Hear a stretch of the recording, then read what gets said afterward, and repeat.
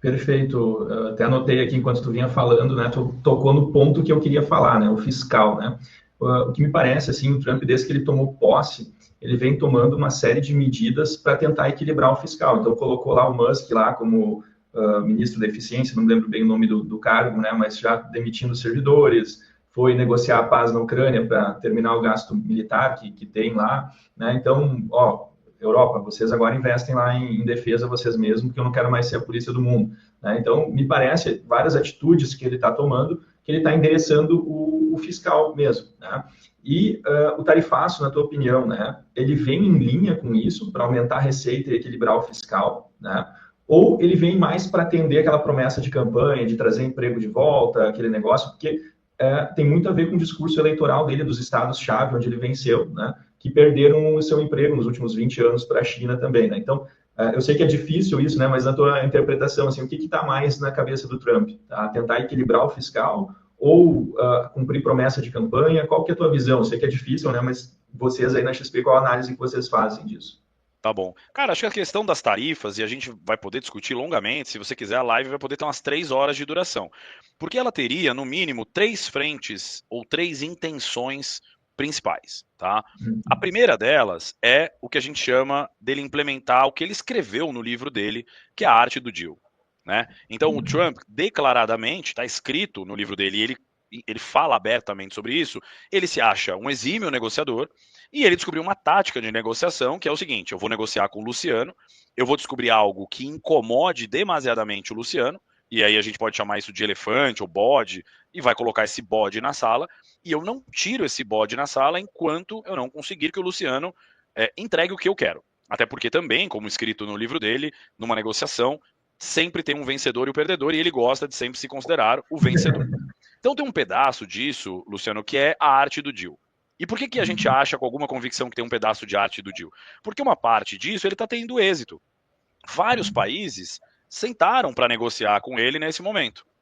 Principalmente países que têm um grau de dependência maior dos Estados Unidos, eventualmente, né, diferente, por exemplo, da China, que não é uma democracia, tem essa necessidade e sabe até que pode ter uma perda de popularidade local no seu país se você diminuir muito negócios com os Estados Unidos, né? Então, você não pode bater muito o pé em algo que você precisa, talvez, né, para exportar para os Estados Unidos, né? Então, de uma forma geral, tem um pedaço de arte do deal. Tem um pedaço daqui que é neomercantilismo, reindustrialização, reshoring para os Estados Unidos. Que aqui tem alguns pontos. O processo de reshoring, Luciano, não só dos Estados Unidos, mas de vários outros países, já vinha acontecendo em outra escala, nesse pré-pandemia, mas principalmente pós-pandemia. O que é isso? Os países, nas últimas décadas, pós-Segunda Guerra, se preocuparam com um processo contrário, com a globalização, né? Cara, cada país, cada região do mundo se especializou, né, em fabricar alguma coisa, né, seja porque tinha o insumo mais barato, mão de obra barata ou a logística necessária, em fabricar coisas do seu elo da cadeia de produção. Então, geralmente os itens de menor valor agregado foram para países emergentes, né, que tinham custo de mão de obra mais barato, enfim, né, todos os custos no geral mais baratos, e os pontos da cadeia, que geralmente são as pontas de maior valor agregado, o design do iPhone fica nos Estados Unidos, a venda do iPhone fica nos Estados Unidos. Só que em alguns setores, isso pega em questões estratégicas, de soberania nacional. Então, pós-pandemia, principalmente, os Estados Unidos, por exemplo, olhou e falou assim: peraí, a maior parte dos medicamentos para doenças crônicas dos americanos é fabricado na China. Caramba, se tem uma outra Covid aqui, ou se eu entro em guerra com a China, eu vou matar o meu diabético aqui nos Estados Unidos, né? Porque eu fico dependente do medicamento que vem da China. Caramba, tem uma questão de segurança nacional, soberania, que eu não posso ficar suscetível a isso. Então, esse processo já existia, né? Ou seja, os países já iam trazendo essas fábricas ou para dentro do próprio país ou para países próximos barra amigos, e já existia uma visão de que isso teria um potencial inflacionário, porque você não está mais Perfeito. buscando o just in time. Lembra do just in time, né? Assim, Claro. que, pô, é o mais rápido, ao menor custo, né? Na porta. Cara, já não é mais isso. Então, as tarifas estão tentando fazer de uma forma mais rápida é falar, eu quero acelerar esse processo. E só vou acelerar esse processo se eu virar, cara, e colocar uma barreira tarifária gigante para o cara pensar 10 vezes aqui. Então eu quero trazer essa fábrica para cá de uma forma no forceps. E é aqui que eu coloco em xeque, Luciano, se ele vai ter esse êxito. Porque será que o empresário americano quer ter uma fábrica de tênis lá dentro mesmo? Ou ele só quer desenhar o tênis? Será que o americano médio, ainda mais que o Trump está controlando a imigração, ele quer trabalhar num alto forno industrial, de novo? Qual o salário que ele vai pedir por isso?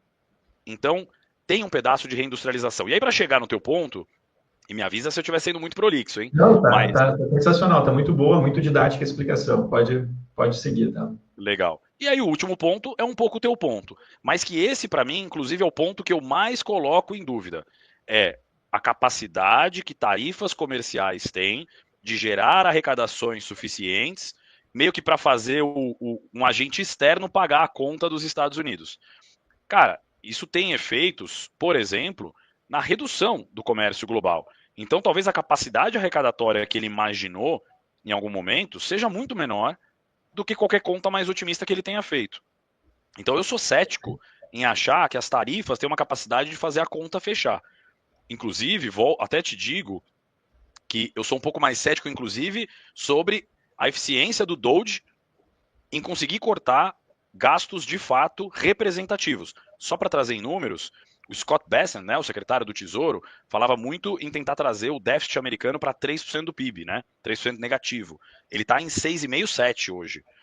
Cara, é um trabalho hercúleo, porque volto a dizer, é difícil em qualquer país, né? E tem um país ali na América Latina, bem grandão, verde e amarelo, que tem essas dificuldades também, de você cortar benefício social. Cara, e os Estados Unidos está virando um país também cada vez mais assistencialista. Então, cortar isso. Eu concordo com você que ele está tentando cortar gasto com defesa. Mas nessa geopolítica super conturbada, quem vai gastar menos com defesa? E pior, né, Luciano? Tá tendo uma mudança de tecnologia de defesa que quanto você acha que custa? Porque eu não vou mais investir em tanque, né? Eu vou investir em drone, eu vou investir em coisas mais sofisticadas. Isso tem custo elevado. Então, será que ele consegue reduzir tanto assim o custo em armamento, em defesa? Eu acho que não. Então, tudo para te dizer que tem essas três frentes do tarifaço, né, das tarifas comerciais recíprocas, que elas têm outros objetivos ou objetivos distintos. Eu acho que em negociação ele vai conseguir com alguns países, e em reindustrialização eu acho que o tempo dirá, mas eu acho que ele não vai conseguir o que ele imagina que pode trazer de novas indústrias e novos empregos da indústria do século XIX, né, para os Estados Unidos, que é disso que a gente está falando. Quando ele fala em tarifar, ele está falando em tarifar aço, alumínio, putz, cara, sim. E aí, por fim, a questão da arrecadação, que eu também acho que ela tem uma ajuda marginal na questão fiscal americana, tá?